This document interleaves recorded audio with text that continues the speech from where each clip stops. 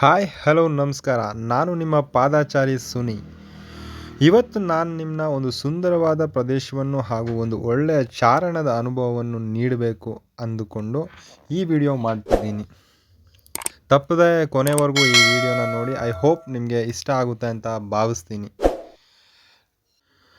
ಕೊಡಗಿನ ಸೋಮವಾರಪೇಟೆಯಿಂದ ಸುಮಾರು 8 ಕಿಲೋಮೀಟರ್ ದೂರ ಕ್ರಮಿಸಿದರೆ ನಿಮಗೆ ಸಿಗೋ ಸ್ಥಳವೇ ಹೊನ್ನಮ್ಮನ ಕೆರೆ. ಎಲ್ಲರಿಗೂ ವೆಲ್ಕಮ್ ಟು ಹೊನ್ನಮ್ಮನ ತಾಯಿ ಕ್ಷೇತ್ರ.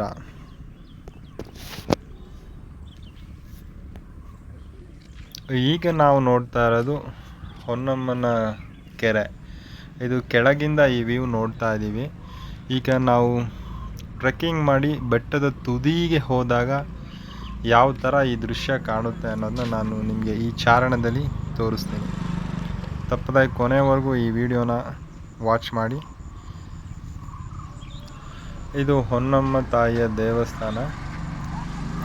ವಿಶೇಷವಾದ ಕ್ಷೇತ್ರ ಇದಾಗಿದ್ದು ಇದರ ಸ್ಥಳ ಪುರಾಣವನ್ನು ಮುಂದೆ ಹೋಯ್ತಾ ನಿಮಗೆ ಹೇಳೋ ಪ್ರಯತ್ನವನ್ನು ನಾನು ಮಾಡ್ತೀನಿ.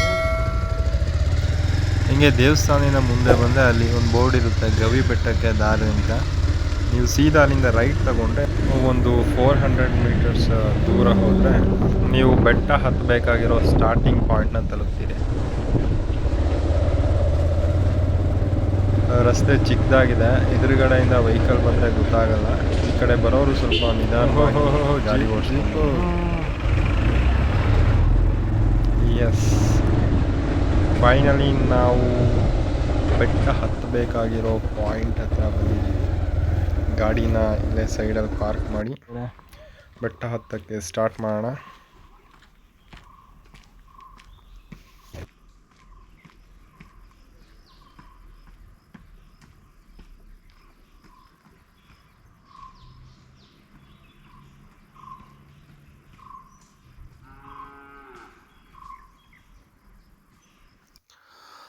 ಈ ಪ್ರದೇಶದ ಸುತ್ತಮುತ್ತ ಕಾಫಿ ತೋಟಗಳಿದ್ದು ಇಲ್ಲಿ ಚಾರಣ ಮಾಡುವ ಒಂದು ಅನುಭವ ಒಂದು ವೈಲ್ಡ್ ಫೀಲ್ ಕೊಡುತ್ತೆ.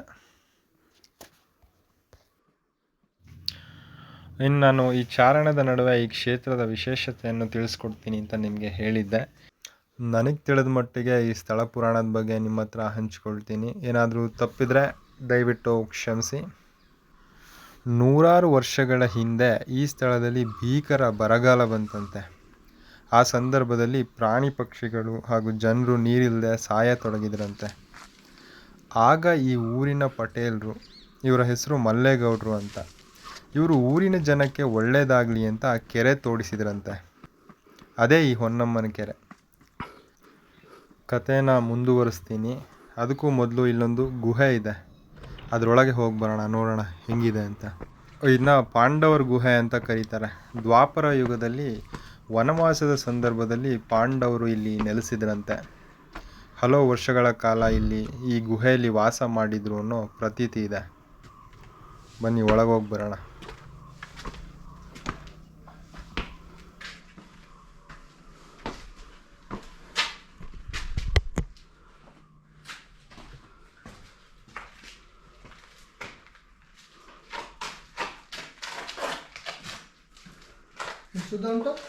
ಸುಮಾರಿದೆ.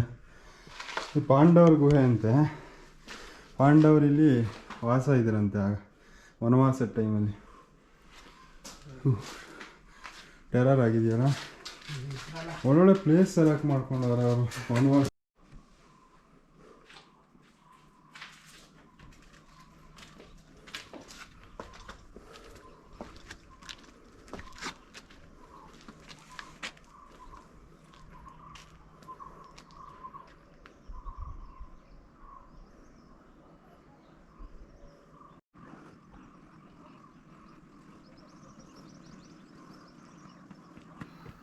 ಏನೇ ಹೇಳಿ, ಈ ಜಂಜಾಟದ ಬದುಕಿನಲ್ಲಿ ಈ ಪ್ರಕೃತಿಯ ಮಧ್ಯೆ ಒಂದು ಚಾರಣ ಮಾಡೋ ಒಂದು ಖುಷಿನೇ ಬೇರೆ.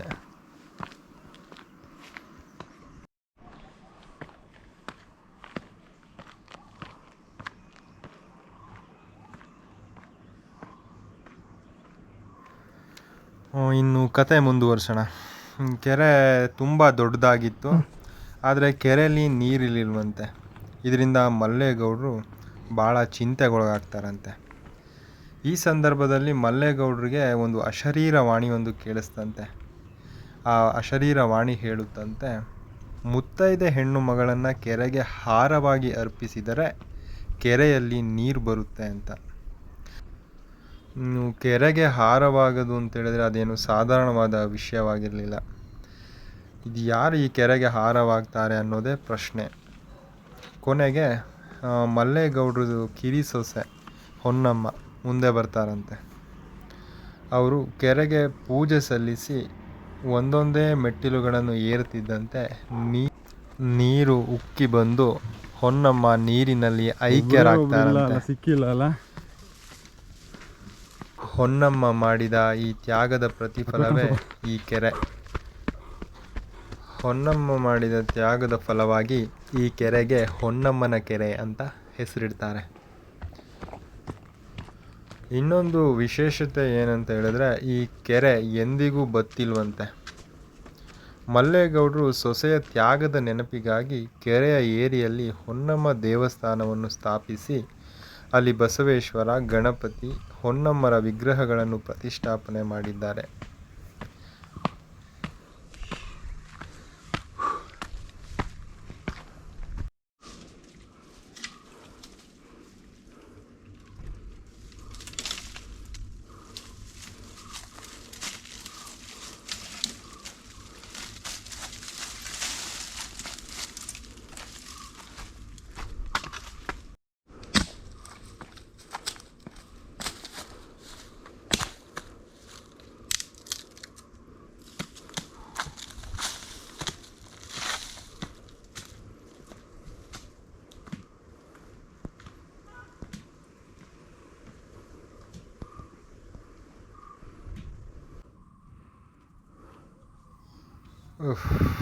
ಕೊನೆಗೂ ಹೊನ್ನಮ್ಮ ಬೆಟ್ಟದ ತುದಿಗೆ ಬಂದಿದ್ದೀವಿ.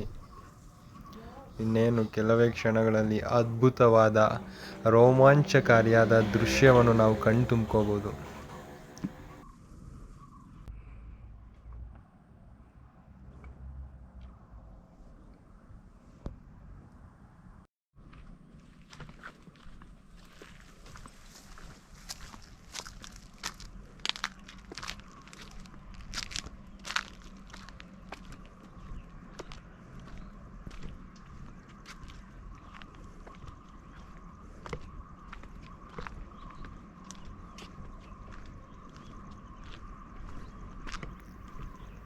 ಫೈನಲಿ ನಾವು ಹೊನ್ನಮ್ಮನ ಬೆಟ್ಟದ ತುದಿಯಲ್ಲಿದ್ದೀವಿ.